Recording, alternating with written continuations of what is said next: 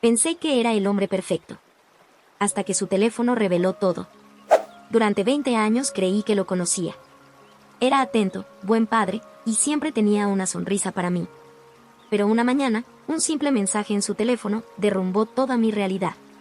No estaba preparada para lo que iba a descubrir. Mi nombre es Romina, tengo 37 años y soy madre orgullosa de 3 hijos encantadores. Mi hijo mayor, Alejandro, tiene 12 años. Mi hija del medio, Camila, tiene 9, y la más pequeña, Lily, apenas tiene 4.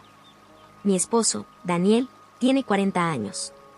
Llevamos casados 15 años, pero nuestra historia juntos comenzó 5 años antes del matrimonio, lo que significa que hemos compartido nuestras vidas durante 2 décadas completas. Durante todos estos años, construimos una vida que, desde afuera, parecía salida de un hermoso cuento de hadas. Con sus altibajos propios de cualquier familia, nuestra relación parecía sólida y estable. Nos conocimos en la universidad, unidos por intereses comunes y amigos en común. Daniel estudiaba ingeniería, mientras que yo estaba concentrada en mis estudios de psicología. Ambos éramos jóvenes llenos de aspiraciones y sueños que, en ese entonces, parecían ir en la misma dirección. Una vez que nos graduamos, tomamos la decisión de mudarnos juntos, y no pasó mucho tiempo antes de casarnos. Nuestra boda fue sencilla, sin lujos, pero profundamente significativa para nosotros. Sentíamos que ese día marcaba el inicio de un porvenir brillante. Los primeros años de nuestro matrimonio estuvieron llenos de actividad y entusiasmo. Cada uno de nosotros avanzaba en su carrera profesional. Daniel consiguió un puesto en una empresa de ingeniería, mientras que yo empecé a desarrollarme en mi consulta privada como consejera. Con el paso del tiempo, llegaron los hijos, y con cada uno de ellos nuestro hogar fue llenándose de más vida, risas y también caos, pero del tipo que alegra el alma. Cuando nació Alejandro, experimentamos un amor completamente nuevo. Luego, con la llegada de Camila y después de Lily, sentimos que nuestra familia estaba completa. Nos acostumbramos a una rutina diaria bastante estable. Las mañanas eran agitadas, llenas de desayunos a las carreras, mochilas preparadas entre prisas y despedidas con besos rápidos. En las noches, compartíamos la cena, ayudábamos con las tareas escolares y, de vez en cuando, disfrutábamos de una película en familia, todos de acuerdo con la elección. Daniel y yo funcionábamos como un verdadero equipo. Compartíamos las tareas y siempre nos respaldábamos mutuamente en nuestros proyectos y metas. Nuestra dinámica familiar parecía bien equilibrada y funcional. Desde hace años, yo he sido la principal proveedora económica gracias al éxito de mi consulta privada, la cual ha ido creciendo constantemente. Esto nos dio estabilidad y una vida cómoda. Aunque Daniel aportaba menos en términos financieros, siempre consideré su presencia igual de valiosa para el bienestar del hogar. Él era un padre atento y comprometido, y hasta no hace mucho, yo también pensaba que era un esposo fiel. Pero pronto descubriría que las cosas no eran tan perfectas como yo creía. Hace aproximadamente un año, empecé a notar ciertos comportamientos diferentes en Daniel. Al principio, los atribuía al estrés del trabajo o a los altibajos normales que pueden presentarse en un matrimonio de tantos años. Sin embargo, comenzó a volverse más reservado con su teléfono, su rutina se volvió menos predecible, y muchas noches lo notaba distante, como ausente, encerrado en sus pensamientos, y sin ganas de conversar. Le pregunté en varias ocasiones si algo le preocupaba, pero siempre me respondía con lo mismo, que estaba cansado o que tenía mucho trabajo. El día que descubrí la verdad sobre su infidelidad empezó como cualquier otro día. Me levanté temprano para preparar el desayuno de los niños y ayudarlos a alistarse para ir a la escuela. La rutina matutina era tan familiar que prácticamente la hacía en piloto automático. Fue esa familiaridad lo que me permitió notar que algo en Daniel estaba diferente. Se mostraba distraído, no colaboraba como solía hacerlo con los almuerzos. Y tampoco compartía sus bromas habituales con Camila sobre sus calcetines siempre disparejos. Ese día en particular, Daniel dejó su celular en la encimera de la cocina mientras iba a otro cuarto. Siempre habíamos respetado la privacidad del otro, y yo nunca había sentido la necesidad de revisar sus cosas. Sin embargo, mientras limpiaba la encimera, apareció un mensaje en su pantalla. Provenía de alguien identificado como MF y decía: "No puedo esperar a esta noche". Mi corazón se aceleró de inmediato. Me invadió una mezcla de desconcierto, dolor y una intensa necesidad de entender. Actué impulsivamente, y tomé su teléfono para leer el mensaje. Lo que encontré fue devastador, una serie de mensajes cariñosos, citas planeadas, frases como "te extraño y muero por verte otra vez", todas acompañadas de emojis de corazones y besos. Esa cercanía, Esa ternura que había desaparecido de nuestra relación, ahora se manifestaba claramente en esos mensajes dirigidos a otra persona. Leí mensajes que abarcaban semanas de conversaciones, cada uno golpeando como un martillo los cimientos de mi confianza y mi matrimonio. Me sentí completamente ajena en mi propia cocina, en mi propio hogar. Dejé el teléfono sobre la mesa y traté de calmar mi respiración, aunque por dentro sentía que todo se desmoronaba. Me sentía engañada, completamente devastada y terriblemente ingenua. Daniel bajó listo para irse al trabajo. Al verlo, ya no lo reconocía como el hombre en el que había confiado ciegamente, sino como alguien que había traicionado todo lo que habíamos construido. No esperé más y lo enfrenté en ese mismo momento. Mi voz temblaba al preguntarle por el contenido de los mensajes. Él se quedó inmóvil, completamente pálido. Al principio balbuceó algunas excusas, pero pronto se rindió ante la evidencia y admitió la verdad. La persona detrás de las iniciales MF era María Fernanda, la profesora de nuestra hija Camila. La relación entre ellos había comenzado meses atrás. El ambiente entre nosotros se volvió tenso y cargado de una emoción difícil de describir. Las palabras se cruzaban con rapidez. Él pedía perdón, intentaba explicarse, mientras yo lloraba y lo cuestionaba entre gritos y reproches. Quería entender por qué, necesitaba saber que lo había llevado a destruir lo que teníamos. Pero sus respuestas, centradas en que se sentía confundido y desconectado, no lograban darme ni consuelo ni claridad. El hogar que habíamos construido con tanto cariño se transformó, de un momento a otro, en un lugar sombrío y frío. La magnitud de la traición fue tan fuerte que me dejó sin aliento, envuelta en una ola de emociones contradictorias: rabia, tristeza, desilusión. El hombre con quien había compartido sueños, hijos y tantos momentos, me había fallado de la peor manera posible. Y no solo a mí, también a nuestra familia, a nuestros hijos. No podía seguir bajo el mismo techo que Daniel. Necesitaba tiempo para pensar, para encontrar aire en medio de tanto dolor. Esa mañana llevé a los niños a la escuela, apenas pude sonreírles mientras los dejaba en la entrada. Luego, en lugar de ir a trabajar como de costumbre, simplemente conduje sin rumbo fijo hasta terminar en un parque cercano. Me senté en un banco frente a un estanque lleno de patos, un lugar que en el pasado había sido un rincón especial para nuestras salidas familiares. Ahora, era solo un refugio para mi dolor. Sentada en ese banco del parque, frente al estanque de patos que alguna vez fue escenario de nuestras salidas familiares, sentí como la realidad me golpeaba con toda su crudeza. Lo que una vez fue una vida estable y compartida, ahora dependía de un hilo. La posibilidad de que mi matrimonio hubiese llegado a su final ya no era una idea remota, sino una conclusión que se abría paso en mi mente. Pero también, entre todo ese dolor, comenzó a nacer dentro de mí una determinación inesperada. Algo en mi interior me decía que no podía quedarme inmóvil, que no podía simplemente resignarme a asumir el papel de la esposa comprensiva que pasa por alto una traición de tal magnitud. Como si fuera solo un pequeño tropiezo en la historia de nuestra relación. Esto no era un error cualquiera. Era una violación directa a la confianza, una ruptura profunda que no podía ignorarse ni encubrirse. Yo merecía algo mejor. Mis hijos merecían algo mejor. Y si había algo que tenía claro era que no permitiría que la situación se desarrollara sin mi intervención. Tomé una decisión. No era solo por mí, sino también por proteger a mi familia, por cuidar de mi bienestar emocional y por conservar mi integridad personal. Sentí que debía recuperar el control, aunque fueran pequeñas acciones que me ayudaran a comprender y enfrentar lo que estaba sucediendo. Una vez que me aseguré de que los niños estuvieran seguros en la escuela, y sabiendo que Camila tendría clase en otra aula, ese día, me dirigí hacia el lugar donde trabajaba María Fernanda. Fui a verla directamente, no con el objetivo de armar una escena, sino con la intención de enfrentar cara a cara a la persona que había estado involucrada con mi esposo. Llegué a su salón de clases poco antes del inicio del día escolar. Aquel espacio, decorado con dibujos infantiles y carteles coloridos, contrastaba dolorosamente con la seriedad que me invadía. Cuando María me vio entrar, su expresión cambió casi de inmediato. Su sonrisa cordial se desvaneció cuando percibió mi mirada determinada. Cerré la puerta con firmeza y, con el corazón acelerado, fui directa al punto.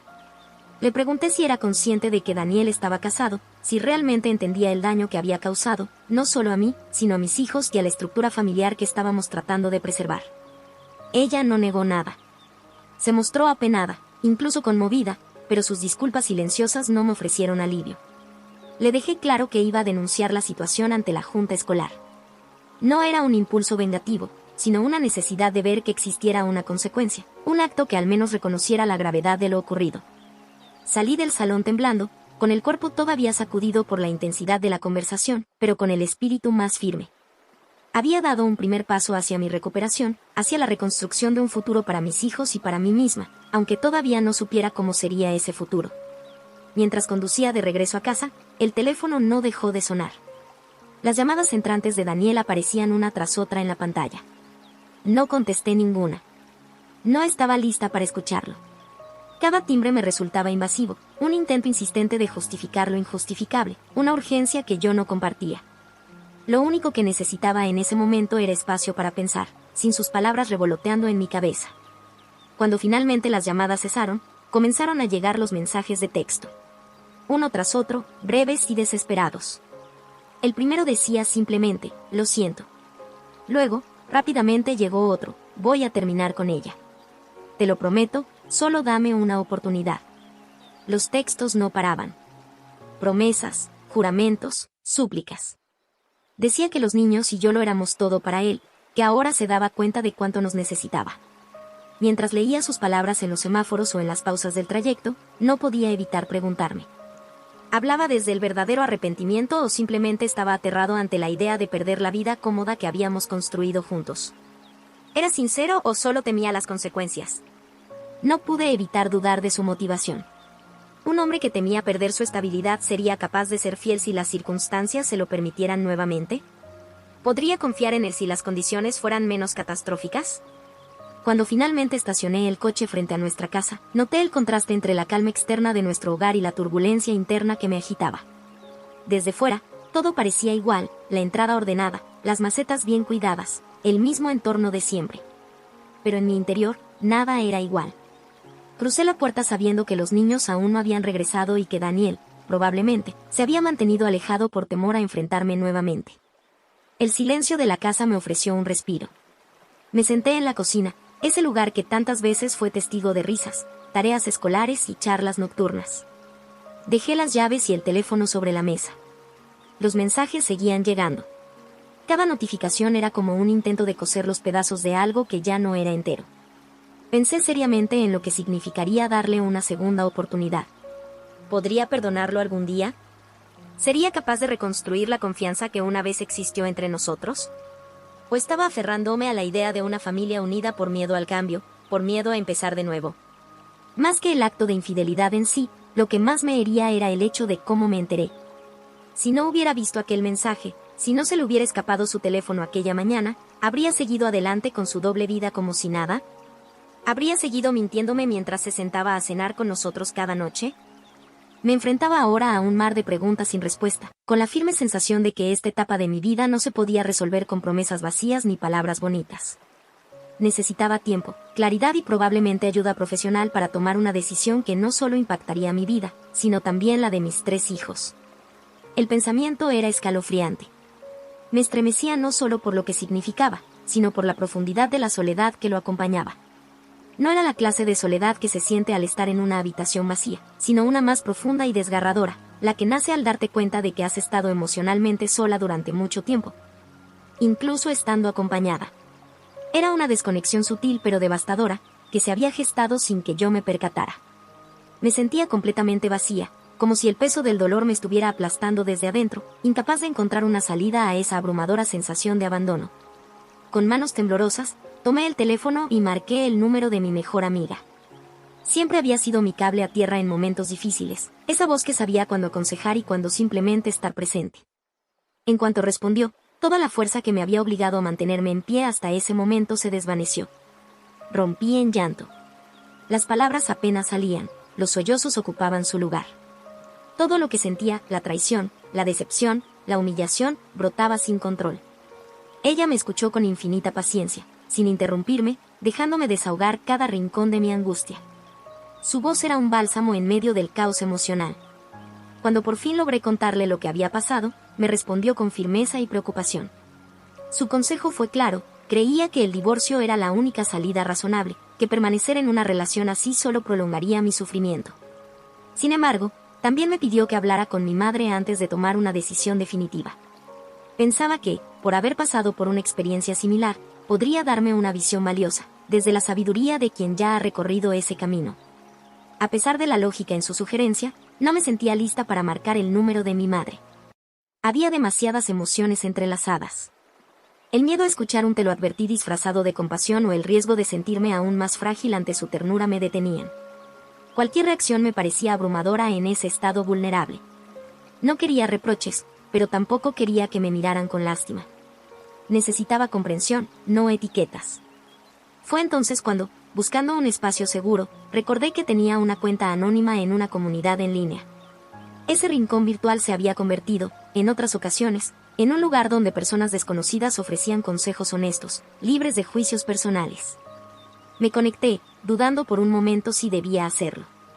Pero finalmente, escribí mi historia. La conté con la mayor claridad posible, tratando de transmitir el dolor, la confusión y la impotencia que sentía. No pedía lástima, sino orientación. Esperaba que alguien que hubiera pasado por una situación similar, pudiera ofrecerme una palabra de aliento, una guía desde su propia experiencia. Algo que me ayudara a dar el siguiente paso sin sentir que me estaba desmoronando por completo. Actualización 1. Las respuestas comenzaron a llegar poco después de publicar mi historia. A medida que leía cada comentario, una sensación de desmoronamiento interior me invadía poco a poco. Había esperado encontrar consuelo, comprensión o incluso solidaridad, pero lo que encontré fue un mar de juicios, desánimo y clichés sociales que me golpeaban como un martillo. Algunos mensajes insistían en la dificultad de rehacer una vida siendo madre soltera. Tienes 3 hijos, ya tienes 37 años, encontrar a alguien será casi imposible, vienes con equipaje. Otros me sugerían, en un tono casi resignado, que debería quedarme con él porque al menos cumple, paga las cuentas y mantiene la estabilidad. Era como si la traición pudiera reducirse a un simple error si la rutina familiar seguía intacta. Y, por supuesto, no faltaban quienes apelaban a la carta de los niños. Piensa en tus hijos, en lo que significará para ellos, el divorcio siempre les deja una marca. Cada palabra se sentía como una daga dirigida a mi sentido de valor como mujer, como madre, como ser humano que siente y sufre. Me preguntaba si estaba siendo egoísta al pensar en separarme, si mi dolor era menos importante que la comodidad o estabilidad que ofrecía una vida aparentemente completa, pero emocionalmente rota. Pasé largo rato pensando en el futuro de mis hijos. ¿Podría su desarrollo emocional verse afectado sin una figura paterna presente?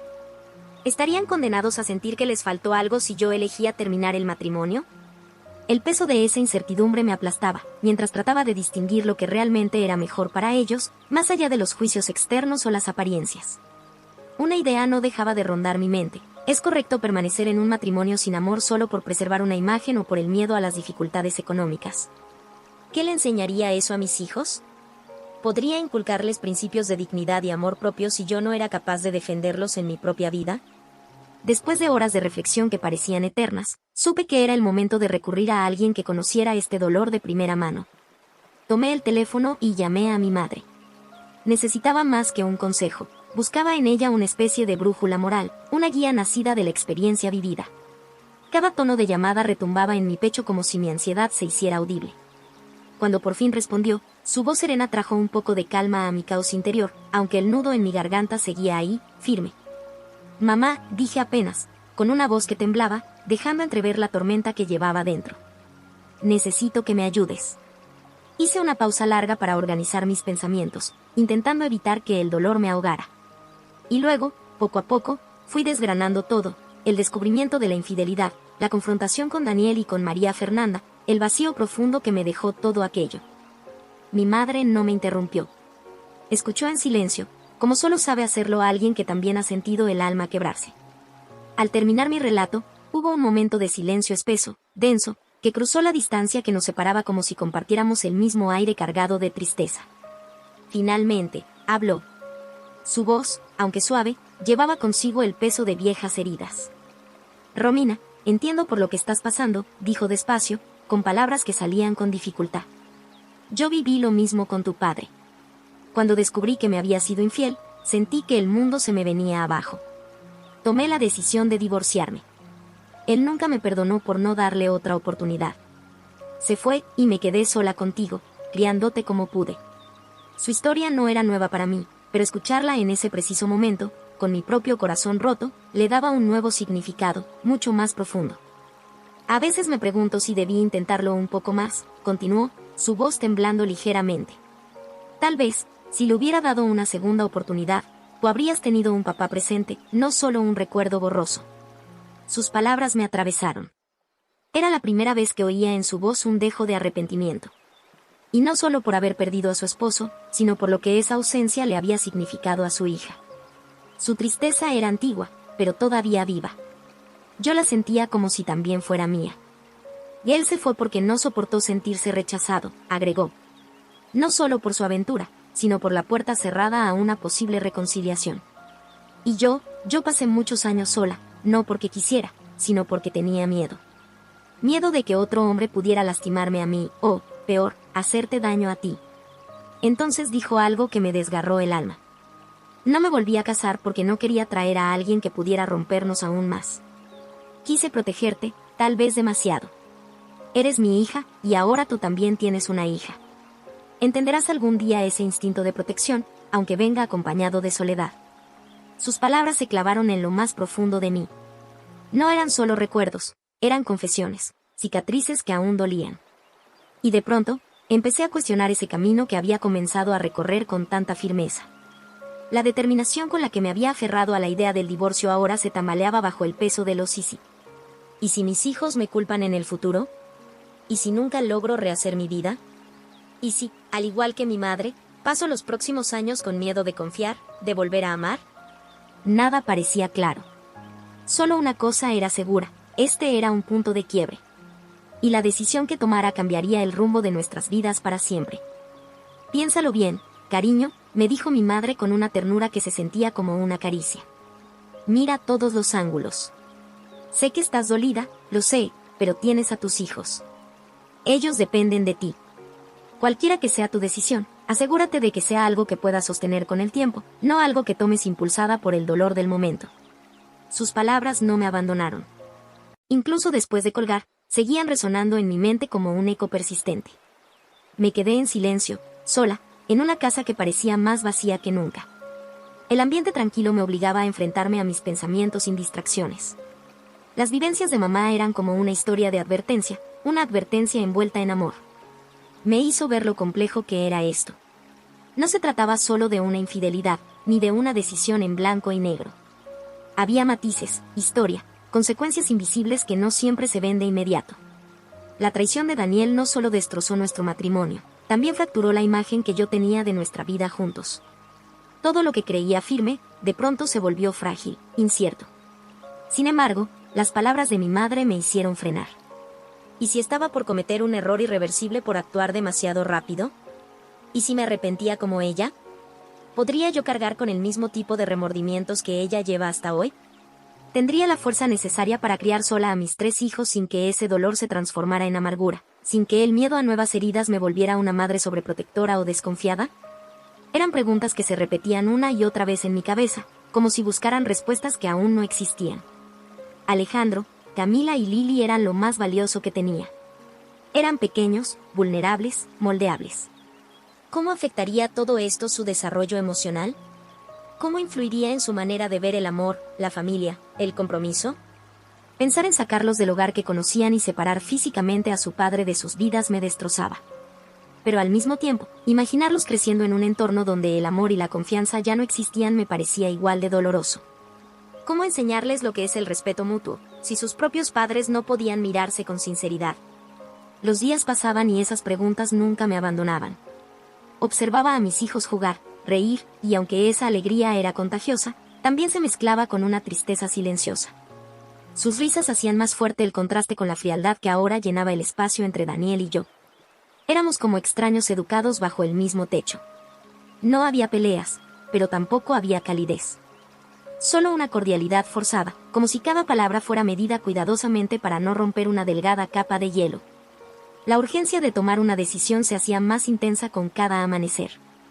En mi desesperación por encontrar una salida, incluso pensé, ¿y si vamos a terapia? ¿Y si alguien externo puede ayudarnos a encontrar algún tipo de entendimiento?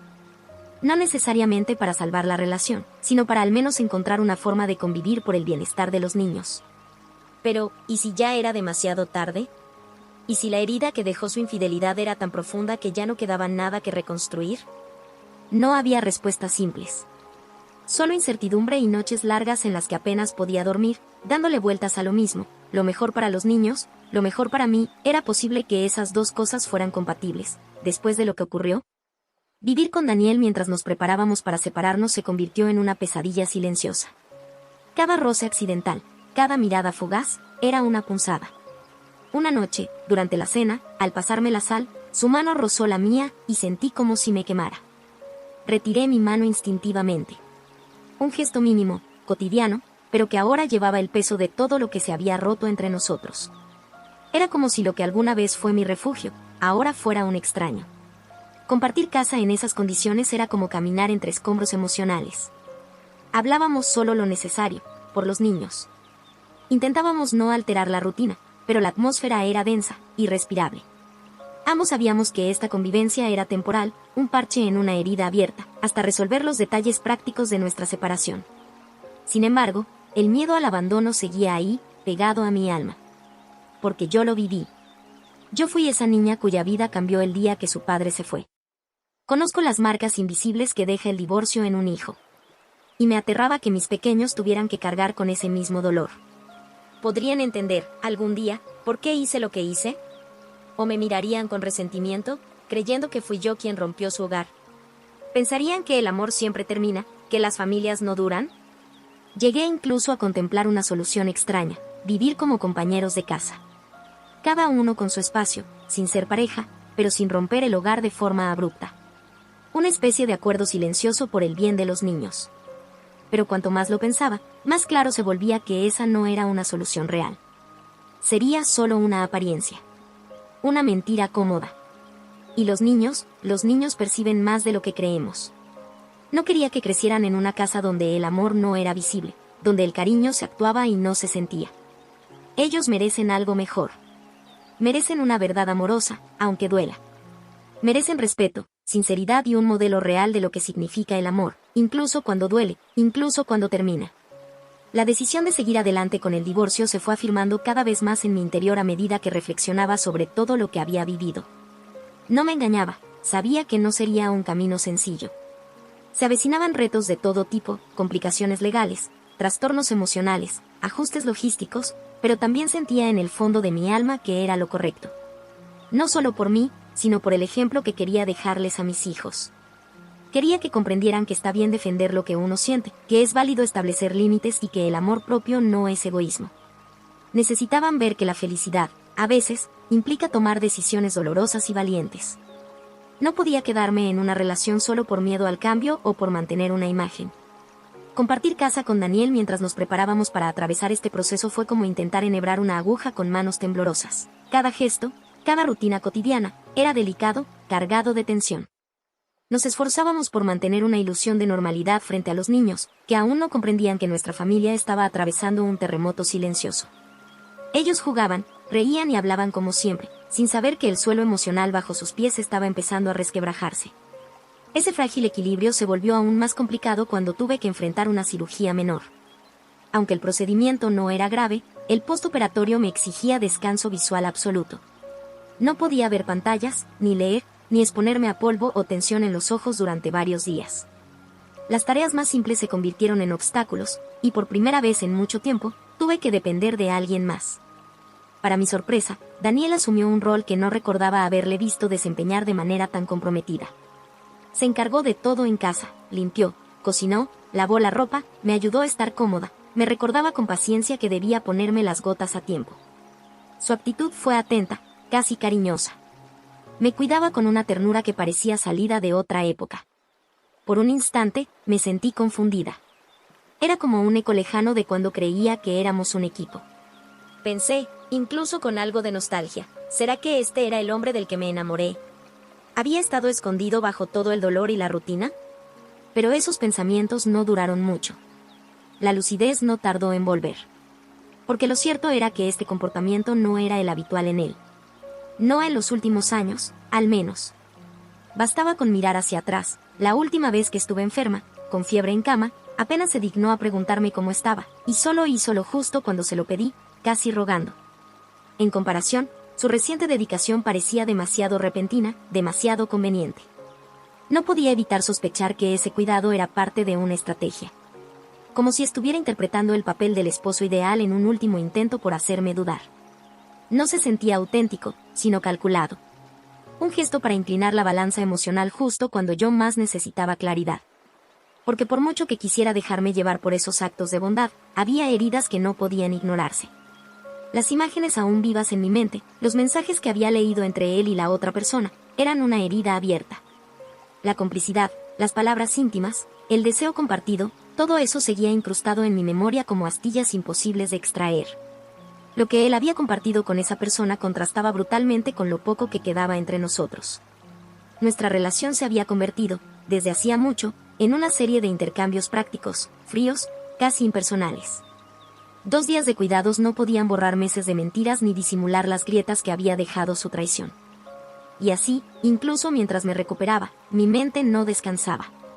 La incertidumbre sobre lo que venía me acompañaba como una sombra. Sabía que había tomado la decisión correcta, pero también era consciente de lo duro que sería el camino. No había vuelta atrás, pero seguir adelante implicaba mucha valentía. Actualización 2. Llegó el momento de tener una conversación franca con Daniel. Me senté frente a él, llevando puestas mis nuevas gafas, que, curiosamente, me hacían sentir más segura, casi como si me protegieran emocionalmente. Había algo en ese nuevo accesorio que me daba una sensación de calma, de seguridad en medio del caos interno que aún me embargaba. Le hablé con claridad y sin rodeos. Le confirmé que mi decisión de divorciarme seguía firme. Le aseguré que no tenía intención de alejarlo de la vida de nuestros hijos, que su papel como padre era y seguiría siendo fundamental, pero que ya no podía seguir siendo mi esposo. Había una línea que se había cruzado, y no podía deshacerse. Le propuse que consideráramos asistir juntos a terapia familiar, no con la esperanza de reparar nuestro vínculo como pareja, sino con el objetivo de aprender a compartir la responsabilidad de criar a nuestros hijos de manera saludable. Quería que ellos crecieran en un entorno lo más estable posible, incluso si mamá y papá ya no estaban juntos. Durante la charla, Daniel se mostró serio, cabizbajo, casi abatido.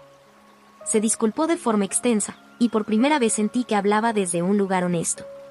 No intentó justificarse ni minimizar lo ocurrido. Reconoció que su infidelidad no fue simplemente un error aislado, sino un intento de escapar de la rutina, de la monotonía que, según él, había invadido nuestra vida de pareja.